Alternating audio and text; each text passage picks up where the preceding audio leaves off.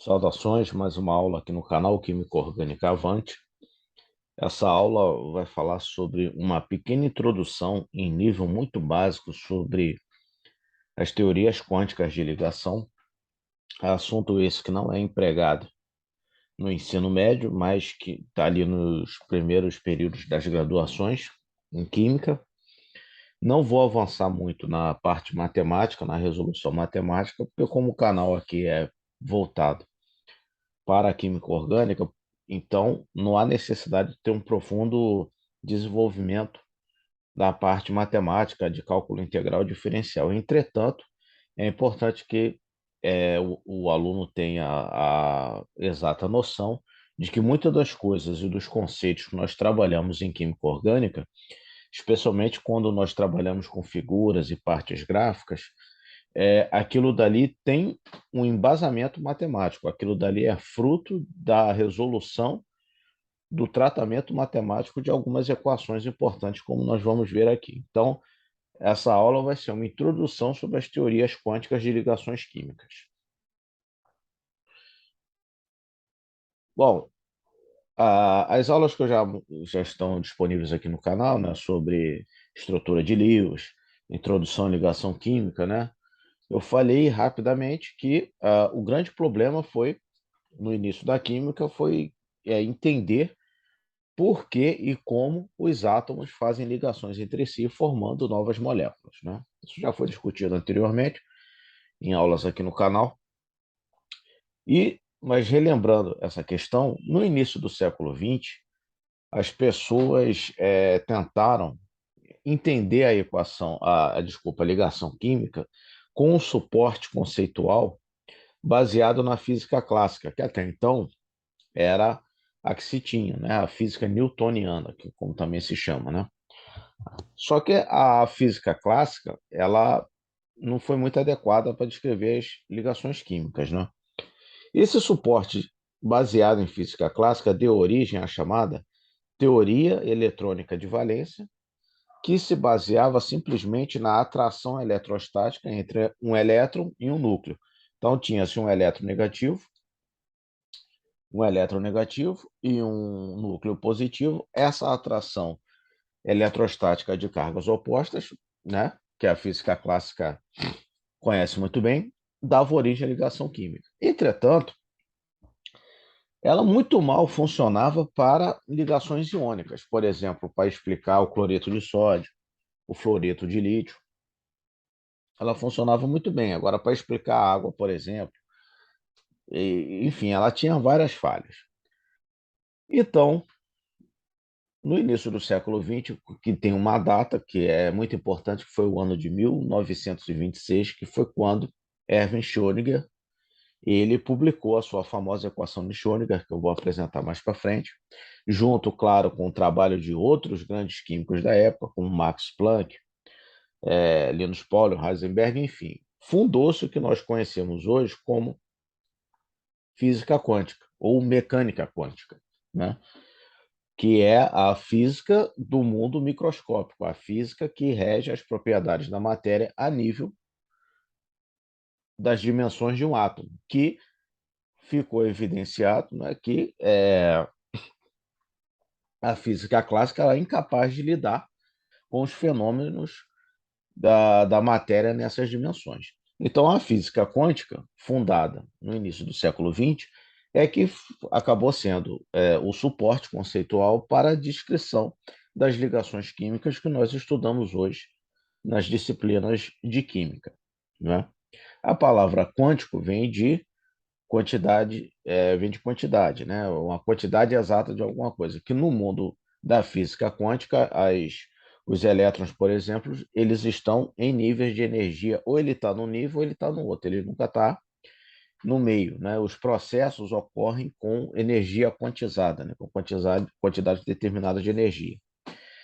Bom, mas enfim, então, esse é o suporte conceitual da física quântica, deu origem a um termo chamado função de onda, que eu vou descrever mais à frente, vindo da equação de Schrödinger, e ela deu origem a duas teorias para explicar a ligação química, a TLV que é a abreviação de teoria de ligação de valência, que é a que mais utilizada na química para ensino médio, médio técnico, que é um pouquinho mais avançado, e a teoria de orbitais moleculares, que é mais restrita ao ensino de graduação. Bom, então, o que é essa química, a química quântica em si, né? Que é, para explicar, né? Existe mecânica quântica, que é o nome original, física quântica é quando a física estuda esses conceitos, aí nós chamamos de química quântica o quê? Os conceitos de física quântica que são aplicáveis à química, né? Que nós precisamos ter para entender química, que é a ciência que nós estudamos, que é o fruto aqui, o objeto aqui desse canal. Então, a função de onda é uma função que descreve o comportamento ondulatório de elétrons, que aí você tem que lembrar dos conceitos de química geral, né, que o elétron apresenta uma dualidade partícula-onda. Né? Então, a função de onda descreve esse comportamento ondulatório dos elétrons. É uma função matemática de ondas estacionárias tridimensionais. Né? Recomendo, caso, como aqui é só uma introdução, que você consulte. Tem vários canais aqui no YouTube, livros, enfim, de física que vão explicar isso muito melhor do que eu. E essa função de onda, essa função de onda vem da chamada equação de Schrödinger, que é conhecida em sua forma mais simples como H, que é um operador hamiltoniano, um operador matemático. Psi, essa letra grega, é a função de onda, e o resultado da resolução dessa equação de onda, ela te dá a energia associada àquela função de onda.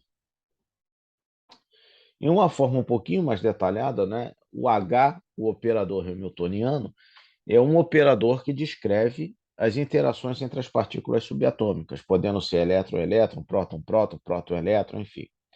F é a função de onda, né, multieletrônica nesse caso, relativa a uma partícula, um átomo ou uma molécula, vai depender do tratamento. É a energia eletrônica, né, os níveis de energia associados àquela função. E o R minúsculo e o R maiúsculo são as coordenadas espaciais dos elétrons e do núcleo.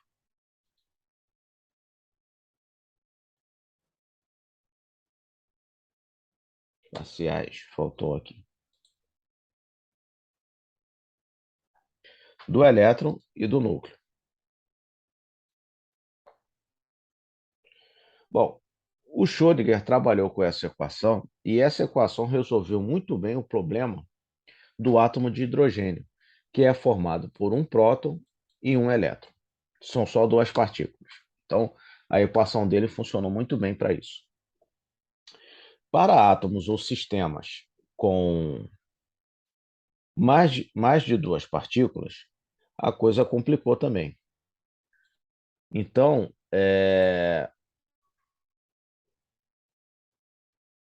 já era mais difícil se trabalhar matematicamente com isso.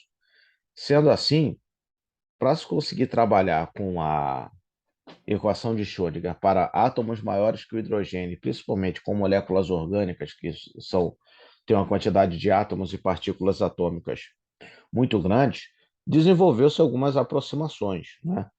Tem isso aqui, o chamado método Hartree-Fock, né?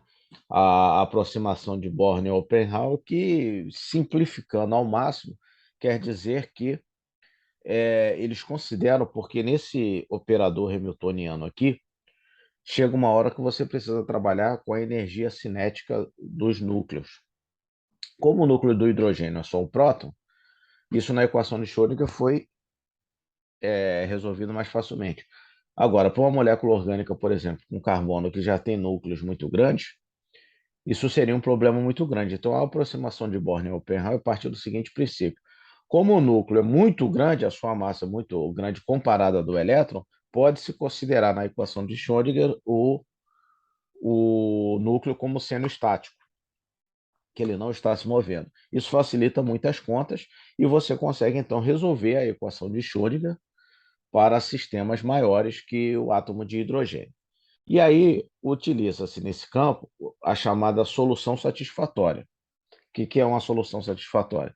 É uma solução que você sabe que ela não é exata porque você teve que fazer uso da aproximação de considerar o núcleo estático. Só que isso interfere tão pouco no resultado que você tem uma solução boa para fins práticos, ou seja, extremamente de acordo com os resultados experimentais. E uma das interpretações do resultado matemático obtido pela equação de Schrödinger é o conceito de orbital, né? O que nós chamamos em química orbital, em essência, é a representação gráfica da função que foi a solução da equação de Schrödinger. A equação de Schrödinger é uma equação diferencial parcial. A solução de uma equação diferencial é uma função, não é? Por exemplo, a solução de uma equação do primeiro grau é um número, né? Um número real, por exemplo. A solução de uma equação diferencial é uma função. E, como toda função, ela tem o seu gráfico, né? E o resultado gráfico dessa função é que em química nós chamamos de orbital. Então, assim, o orbital, numa definição bem estrita, é a denominação dos estados estacionários da função de onda de um elétron.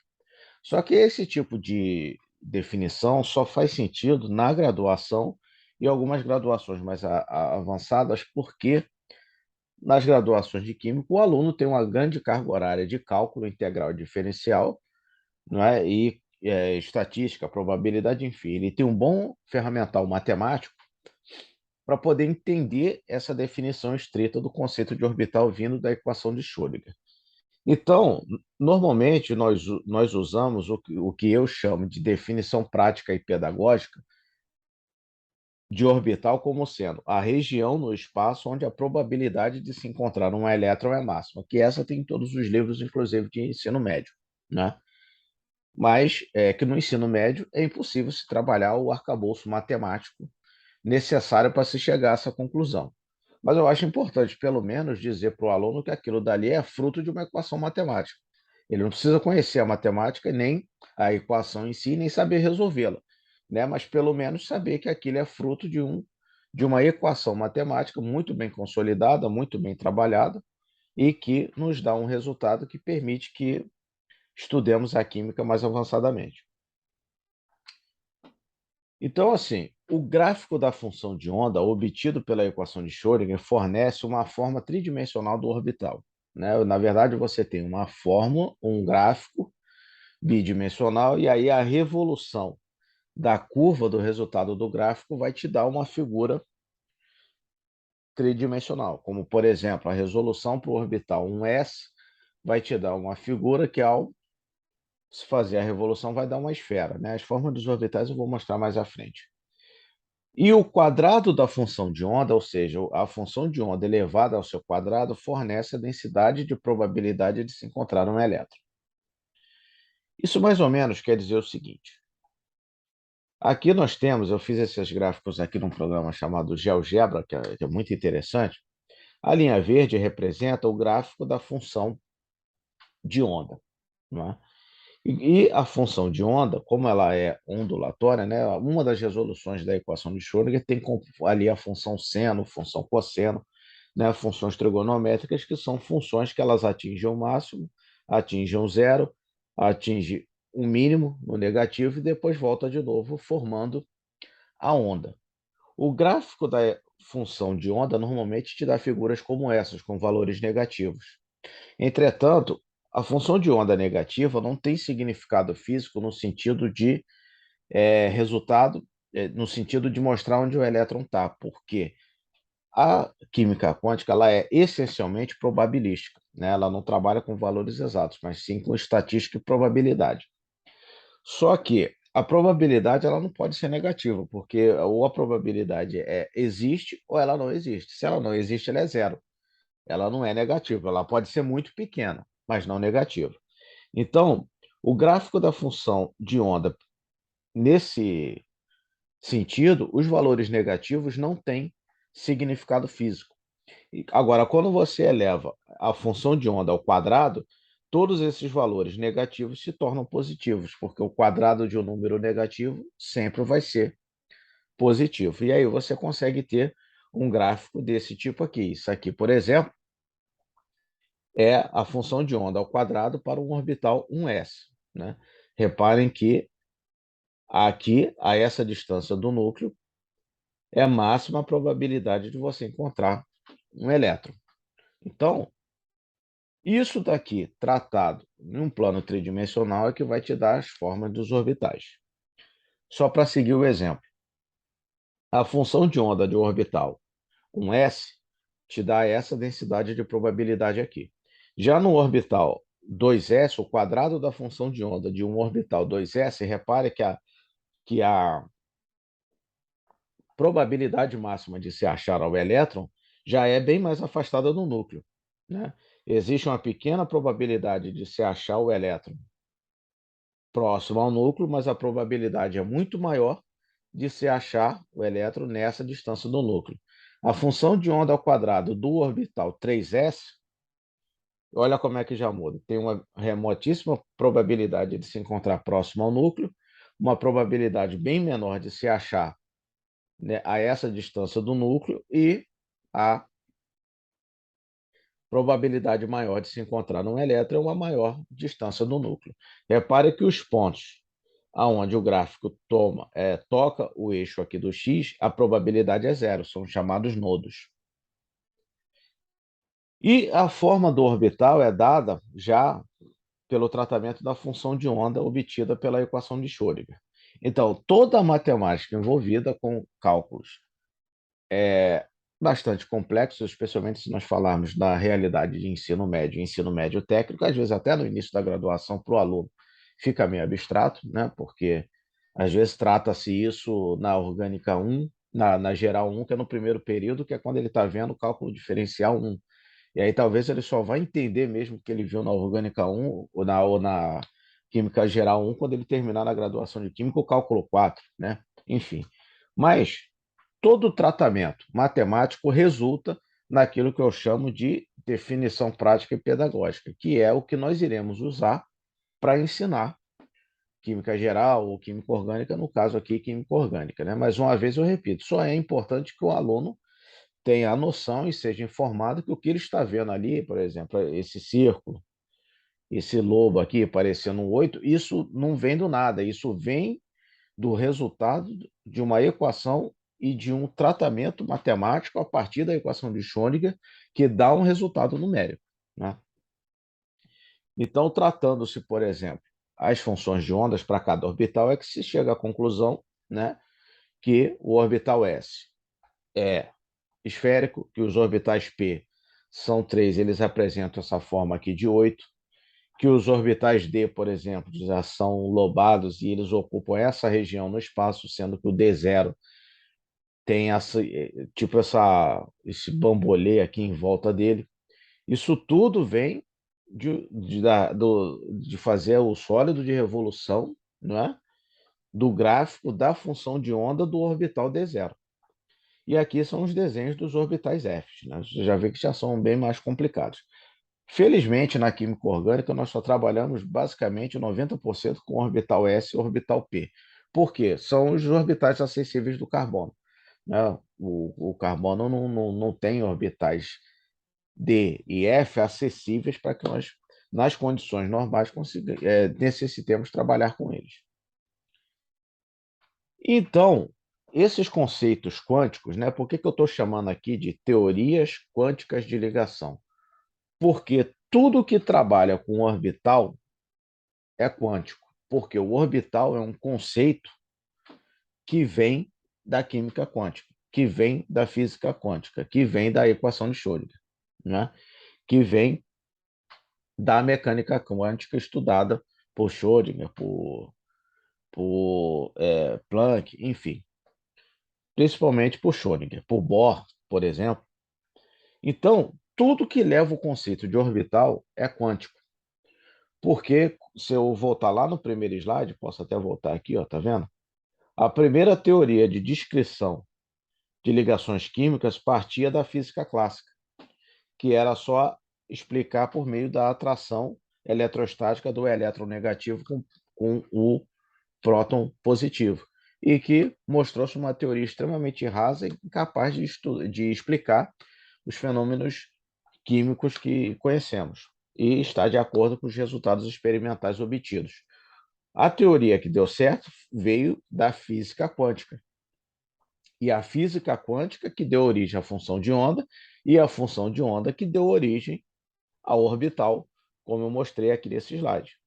Então, toda a teoria de ligação que trabalha com o conceito de orbital é uma teoria quântica de ligação. Nesse sentido, nós temos duas teorias principais, que são a TLV, que é a teoria de ligação de valência, e a TOM, a teoria de orbital molecular. Vão ter aulas aqui no canal específicos para cada uma dessas teorias. Bom, mas o que que uma difere da outra? Vou voltar nesse slide em outras aulas, né? Mas, basicamente, para essa aula introdutória, a grande diferença entre as duas é que a TLV, a teoria de ligação de valência, trabalha com orbitais atômicos e elétrons localizados. O orbital é do átomo e o elétron vai estar sempre localizado numa determinada região do espaço entre dois núcleos, entre os núcleos dos átomos que deram aqueles dois orbitais atômicos para fazer uma ligação. Já a teoria de orbital molecular, como o nome está dizendo, trabalha com a ideia de orbitais moleculares. A partir do momento que dois átomos formam uma molécula, os orbitais deixam de ser atômicos para serem orbitais da molécula. E os elétrons, na teoria de orbitais moleculares, estão deslocalizados, ou seja, eles não estão necessariamente confinados entre um orbital entre os dois núcleos. Né? Quando eu estiver dando essa aula, vocês vão ver que eu vou mostrar por meio de cálculos de modelagem molecular e programas gráficos que interpretam os resultados dos programas de modelagem molecular de uma forma gráfica que o orbital às vezes tá sobre a molécula toda. Então o elétron está transitando ali em todo aquele orbital, dando a densidade eletrônica mais deslocalizada. Porém, a TLV é mais adequada para se trabalhar em ensino médio técnico e algumas graduações que não são necessariamente da área de química. Já a teoria de orbital molecular é mais adequada para as graduações estritas da área de química, porque existem alguns fenômenos que você só explica por ela. Mas a TLV ela é bastante útil no ensino médio técnico e nas graduações que não são necessariamente de química, ou até mesmo no início do estudo das graduações de química, por quê? A teoria de acidez e basicidade de Bronsted, os conceitos de força de ligação, eles são melhor explicados pela TLV, né? Aqui já tem uma aula sobre geometria molecular, onde eu falei da teoria de repulsão dos pares de elétrons da camada de valência, que explica a geometria das moléculas, né? A forma como os átomos se arranjam no espaço ao redor de um átomo central. Essa teoria casa muito bem com os conceitos da TLV, porque como essa teoria de geometria molecular trabalha com elétrons localizados, ela faz um casamento pedagógico muito bom com a TLV. E o conceito de hibridização, que é um conceito derivado da teoria de ligação de valência, que eu vou comentar sobre isso, que eu comento sobre isso na aula sobre TLV e sobre hibridização. Já a teoria de orbital molecular, ela já é bem mais adequada para teorias mais modernas de basicidade, como a acidez e basicidade de Lewis e a acidez e basicidade de Pearson, né, essa já não é tratada tanto no ensino médio, mas na graduação.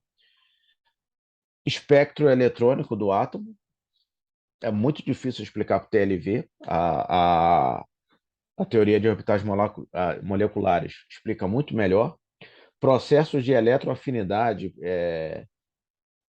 e potencial de ionização são explicados muito melhor por teoria de orbital molecular do que por TLV, e o magnetismo, né, que foi, na verdade, foi o grande motivador do surgimento da teoria de orbital molecular, era que algumas moléculas, como, por exemplo, o oxigênio, a molécula de O2, ela apresenta uma propriedade magnética, né? Ela é uma molécula paramagnética, ou seja, ela responde a campos magnéticos. E isso só acontece quando aquela espécie tem um elétron desemparelhado pelo menos, tem elétrons desemparelhados pelo menos. Pela TLV, isso não seria previsto. Não é? Então, o magnetismo de algumas moléculas só podem ser explicados por teoria de orbital molecular. Não quer dizer que por tom você não consiga explicar essas coisas aqui. Acontece que, por exemplo, geometria molecular, explicar geometria molecular por teoria de orbital molecular é muito complicado e nem de longe é adequado para que você trabalhe isso com alunos em início de curso, no ensino médio técnico ou início de graduação. Dá para explicar? Dá, só que é muito mais complicado. Quando você explica geometria molecular, utilizando a teoria dos pares de elétrons, da teoria da repulsão dos pares de elétrons da camada de valência, junto com a TLV, fica muito mais fácil para o aluno entender. Bom, disso tudo, nós podemos, eu considero, né, isso não sou eu que estou dizendo, que a TLV, né, os conceitos da teoria de ligação de valência, é muito mais indicado para o ensino em nível técnico e graduações que têm química, mas que não são da área de química, por exemplo, como farmácia ou nutrição, né? De repente agronomia, que eles vão precisar trabalhar com química, não tem jeito, nessas profissões você tem que ter um conhecimento em química, mas é um conhecimento em química aplicado a uma área específica, né? Ela não são graduações de química, é diferente, por exemplo, quando você vai fazer um curso de bacharelado em química. Aí você precisa saber química em nível muito mais avançado do que em outras áreas. Então, nesse caso, a Tom ela é mais indicada porque ela vai explicar fenômenos químicos, né,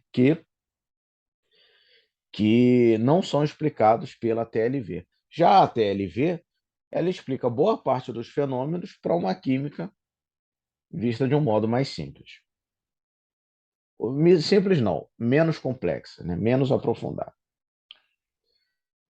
Aqui eu acho importante fazer uma distinção que às vezes o aluno não entende ou não enxerga a coisa como deveria ser, devido ao fato de que não é explicado a ele uma coisa que é muito importante, que é você diferenciar o termo teoria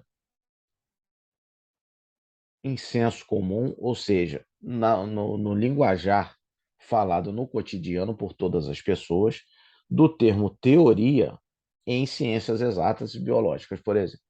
Tá? Teoria no senso comum, se você for ao dicionário, você vai ter lá várias definições. Acontece que a definição mais comum na cabeça das pessoas é que teoria é uma mera especulação, sem prova ou evidência e sem compromisso com a realidade. Teoria na cabeça das pessoas normalmente é algo teórico, e algo teórico é algo que não existe, que a pessoa está inventando, que saiu de uma elucubração mental ali, que, enfim, ela pode propor qualquer coisa, né? Daí vem aquelas questões de teoria da conspiração, que a pessoa joga alguma coisa na internet, todo mundo sai acreditando, enfim. Ou às vezes, eu tenho uma teoria que isso acontece assim, assim, assim, mas enfim, é mera especulação, ele nunca foi atrás daquilo para provar e não necessariamente aquilo tem algum compromisso com a realidade. Agora, teoria em ciência não tem esse significado, né? Uma teoria científica é o conjunto de conhecimentos que procura explicar, com alto grau de exatidão, fenômenos abrangentes da natureza, tá? E a parte mais importante, para a qual não existe evidência experimental em contrário. Porque pelo método científico cartesiano, você observa um fenômeno, formula uma teoria para explicar aquele fenômeno e vai ao laboratório conduzir um experimento para ver se a sua teoria foi confirmada ou refutada. Entretanto, algumas coisas, algumas áreas, o terceiro passo, que é realizar um experimento para comprovar, é muito difícil de ser feito. Um exemplo clássico, teoria da evolução. Muita gente, utilizando desse sentido de senso comum de teoria, diz que a teoria da evolução não tem validade porque é só uma teoria, é algo teórico. Ela não está levando em consideração que teoria em ciência não é algo, não é uma mera especulação sem compromisso com a realidade. Nós chamamos de teoria da evolução porque simplesmente nós ainda não conseguimos, em laboratório, transformar uma espécie em outra, por exemplo. Não tem como você acelerar um processo que dura milhões de anos em, sei lá, no experimento de 3 horas para você confirmar que a partir de uma espécie você gerou a outra. Entretanto, todas as evidências experimentais, registro fóssil, biologia molecular, bioquímica molecular, genética, absolutamente todos os experimentos nessas áreas que aí sim são feitos com toda a confiabilidade e segundo o método científico, elas não apontam para o fato de que a teoria da evolução esteja errada. Ou seja, não existe evidência experimental em contrário da teoria de evolução. Ninguém ainda nunca conseguiu descobrir alguma coisa ou formular um experimento que invalide a teoria da evolução. Então, por isso, ela é uma teoria válida para explicar o surgimento de novas espécies. E isso também se aplica à teoria de ligação de valência e à teoria de orbital molecular. Já fui interpelado, às vezes, por alguns alunos dizendo que não valia a pena estudar isso porque era só uma teoria. Por quê? Ele estava com esse conceito de teoria, o teoria da conversação cotidiana normal entre as pessoas falantes de língua portuguesa, que teoria é uma especulação sem compromisso com a realidade. Não é isso. Tanto a TLV quanto a TOM, elas são o conjunto de conhecimentos que procuram explicar com alto grau de exatidão o quê? Que fenômeno? Como os átomos formam ligações entre si, não é? Elas têm um bom arcabouço teórico e têm muito boa evidência experimental. E as duas teorias são complementares. Também, alguns alunos pensam que a TOM é melhor que a TLV e que por isso não precisa estudar TLV. Não é assim também. Tanto a TOM quanto a TLV são teorias complementares, ou seja, você tem que saber as duas, né? E elas estão, e todas as duas estão de acordo com resultados experimentais, ou seja, ainda não foi realizado um experimento que invalide essas teorias por completo, que elas tenham que ser refutadas, muito pelo contrário. Boa parte da química que nós sabemos hoje, que conseguimos realizar em laboratório, dão resultados experimentais que comprovam aspectos tanto da TLV quanto da teoria de orbitais moleculares. Então, essas teorias são complementares e elas são teorias porque elas explicam com alto grau de exatidão como os átomos formam ligações. Não são teorias porque partiram da mera especulação de alguém sem nenhum compromisso com a realidade. Bom, eu vou deixar na descrição desse vídeo alguns links para um outro canal aqui do YouTube, o canal Universidade da Química, do professor Antônio Florencio, que ele faz um vídeo muito mais aprofundado na parte matemática dessa questão da equação de Schrödinger do que é a minha proposta aqui, tá? Então, caso alguém esteja assistindo essa aula e seja um aluno de graduação e que tenha interesse e que seja muito bom de cálculo, né, que tenha passado já por cálculo 1, 2, 3 e 4 e queira ter um complemento de conhecimento de como essas equações deram origem à forma dos orbitais e outros aspectos da equação de Schrödinger, eu vou deixar na descrição 3 links, 3 ou 4 links do canal Universidade da Química do professor Antônio Florencio, porque lá ele tem uma proposta de um ensino de química mais avançado e voltado mais para a química geral do que esse canal aqui, que é voltado mais para ensino médio técnico e, principalmente, centrado exclusivamente na química orgânica. Bom, era isso. Obrigado. Bom estudo.